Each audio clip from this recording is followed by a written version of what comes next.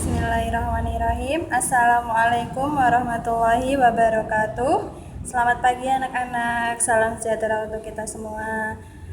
Alhamdulillahirrabbilalamin. Hari ini kita berjumpa lagi.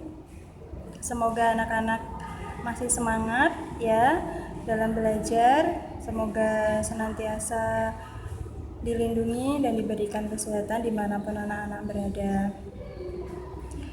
Oke, untuk hari ini nanti kita masih belajar tema 1, subtema 1, dan lanjut ke pembelajaran yang ketiga.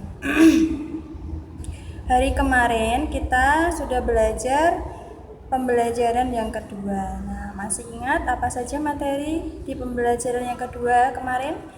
Ya, pintar. 1, tentang apa? Kombinasi gerak berjalan dan berlari. Kemudian yang kedua tentang ciri-ciri makhluk hidup bergerak dan menanggapi rangsang. Kemudian yang ketiga tentang makna lambang Pancasila sila pertama. Nah, untuk hari ini nanti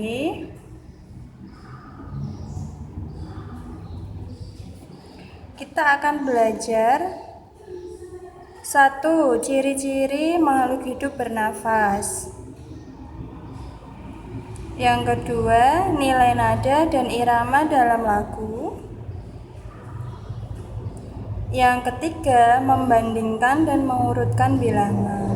Nah, anak-anak, setelah pembelajaran hari ini nanti diharapkan anak-anak dapat menjelaskan ciri-ciri makhluk hidup bernafas ya. Kemudian yang kedua, anak-anak dapat menjelaskan alat pernafasan dari makhluk hidup. Kemudian yang ketiga, anak-anak dapat membedakan nilai nada dan irama dalam lagu. Kemudian yang keempat, anak-anak dapat membandingkan bilangan ribuan.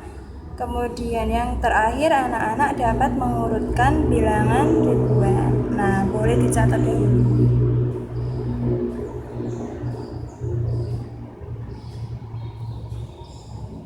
Oke, nah materi yang pertama kita akan membahas ciri makhluk hidup bernafas. Oke, bacalah teks berikut ini.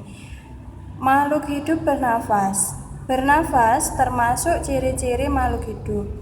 Saat bernafas, makhluk hidup menghirup oksigen. Nah, jadi ketika anak-anak bernafas menghirup udara, nah di dalam udara itu ada senyawa atau ada yang namanya oksigen.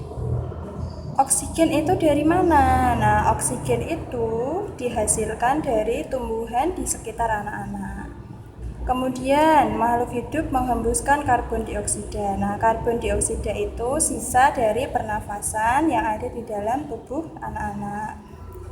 Makhluk hidup bernafas menggunakan alat pernafasan. Manusia bernafas menggunakan paru-paru. Hewan bernafas menggunakan alat pernafasan yang beragam. Contoh alat pernafasan pada hewan yaitu paru-paru, trakea, permukaan kulit, insang, dan pundi-pundi udara. Burung juga bernafas menggunakan paru-paru, namun saat terbang, burung bernafas menggunakan pundi-pundi udara. Hewan dari kelompok mamalia bernafas menggunakan paru-paru, seperti contoh kelinci, rusa, kuda, dan paus. Nah, kelompok mamalia ini artinya binatang yang dapat menyusui anaknya, yaitu induk yang dapat menyusui anaknya. Hewan dari kelompok serangga bernafas menggunakan trakea ya.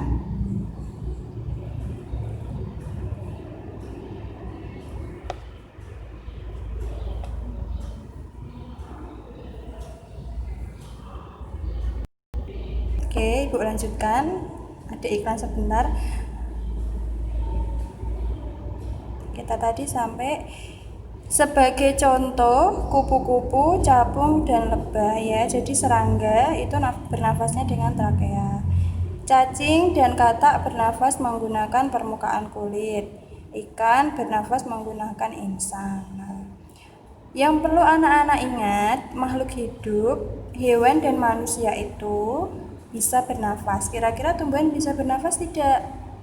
Tentu bisa. Nah, bagaimana caranya? Nah, tumbuhan juga bernafas. Cara tumbuhan bernafas yaitu menggunakan mulut daun atau stomata yang terletak pada permukaan daun. Tumbuhan juga bernafas menggunakan pori-pori kulit batang atau lentisel ya.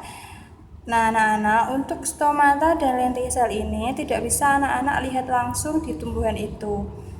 Untuk dapat melihat stomata dan lentisel, anak-anak itu harus menggunakan alat bantu yang namanya mikroskop. Nah, untuk mikroskop ini nanti digunakan untuk melihat ukuran benda yang sangat kecil. Karena apa? Stomata daun itu ukurannya sangat kecil, jadi membutuhkan mikroskop untuk memperbesar tampilan jaringan supaya bisa dilihat ya.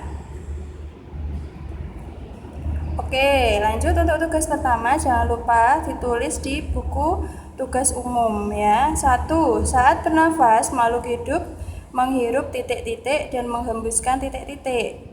Kemudian yang kedua, alat pernafasan tumbuhan yaitu titik-titik. Mudah ya.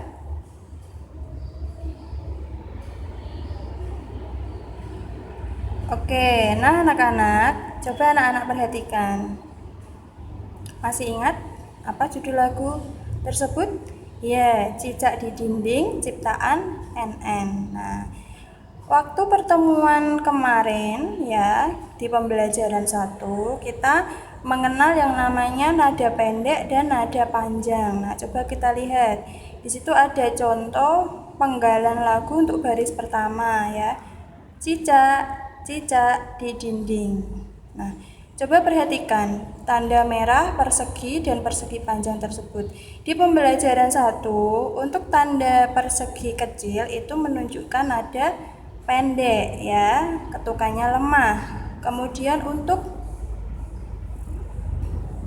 persegi yang panjang itu menunjukkan nada panjang di mana ketukannya kuat. Nah, kita lihat untuk nilai nada pendek dengan tanda kotak kecil itu bernilai 1 ya. Kemudian untuk nada panjang bernilai 2. Oke, kita lihat. Nada bernilai 1 ketuk ditulis angka saja. Nah, kita lihat ya. Di sini nada bernilai 1 ketuk ditulis angka saja yaitu 5 dan 3. Sama seperti yang lain. Bernilai 1 ditulis angka saja 3 dan 5. Kemudian nada bernilai 2 ketuk ditulis dengan angka dan 1 titik setelah angka. Kita lihat ya. Untuk nada panjang di sini bernilai 2 ketuk. Nah, 2 ketuk itu ditulis angka dan juga titik ya.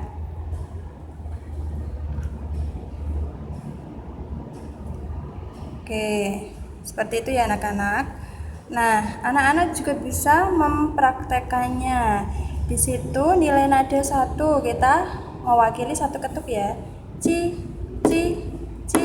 Nah, ci, ca, di dinding. Nah, 1 ketuk. Kemudian kita bedakan dengan yang 2 ketuk ya. Ding, 1 terus tambah 1 lagi, itu namanya 2 ketuk. Oke, nah di situ tadi cicak masih ingat bergeraknya dengan cara merayap di dinding. Kemudian kira-kira dia bisa bertelur tidak ya? Iya, bisa. Cicak itu bertelur. Nah, ibaratkan di sini telurnya banyak sekali ya anak-anak. Nah, di situ ada untuk bertelur pertama 6.450. Masih ingat cara membaca bilangan ribuan? Ya. Kemudian telur yang kedua sebanyak 6.740. Telur yang ketiga berjumlah 6.120. Nah, pertanyaannya, tentukan ukuran bilangan, urutan bilangan dari yang paling besar, kemudian yang kedua urutan bilangan dari yang paling kecil. Bagaimana caranya? Nah, kita lihat. Oke, langkah yang pertama, bandingkan angka ribuannya dahulu. Yuk kita lihat angka ribuannya ya. Untuk angka ribuannya yaitu kita lihat bilangan pertama 6, bilangan kedua 6, bilangan ketiga juga 6 ya. Ketiga angka memiliki angka ribuan sama, yaitu 6. Nah, karena angkanya sama, kita lanjutkan ke langkah berikutnya. Apa langkah berikutnya? Yaitu membandingkan angka ratusannya. Nah, kita lihat bergeser ya. Angka ratusan yaitu ada apa saja? 4, 7, 1 ya. Nah, yuk kita bandingkan dua dulu. 4 dengan 7 lebih besar mana? Lebih besar 7 ya. Artinya 4 itu kurang dari 7 ya. Bisa dibaca 6.450 kurang dari 6.740. Oke, kemudian kita bandingkan 7 dengan 1 lebih besar mana? 7 ya. Artinya berarti 6.740 lebih dari 6.120. Nah, cara lain anak-anak juga bisa melihat ketiga angka ratusan itu. Ada 4, 7, 1. Mana yang paling besar? 7. Nah, jadi bisa ditarik kesimpulan bilangan yang paling besar itu 6.740. Itu yang paling besar. Kemudian kita urutkan bilangan dari yang paling besar. Nah, sudah ketemu satu yang paling besar yaitu 6.740 ya. Tinggal dua bilangan ya, kita bandingkan yuk. 4 dengan 1 lebih besar mana? 4 ya. Jadi bilangan terbesar yang kedua yaitu 6.450 dan sisanya yaitu 6.120. Oke, kemudian untuk urutan bilangan dari yang paling kecil. Nah, anak-anak tinggal membalik ya. Dari yang paling kecil di sini 6.120, kemudian 6.450, kemudian yang terakhir 6.740. Nah, mudah-mudahan anak-anak ya, karena matematika itu perlu latihan, jadi anak-anak jangan bermalas-malasan ya, kita latihan setiap hari. Nah, itu tadi penjelasan singkat dari Ibu. Kemudian untuk tugas kedua ya, diketahui bilangan 6.954, 6.547 dan 6.745. Silakan anak-anak tentukan satu urutan bilangan dari yang paling besar, kemudian yang kedua urutan bilangan dari yang paling kecil. Nah, sama seperti tadi, beda angka saja ya. Itu ya anak-anak, penjelasan singkat dari Ibu. Kurang lebihnya mohon maaf apabila ada salah-salah kata dari Ibu. Saya akhiri. Wassalamualaikum warahmatullahi wabarakatuh.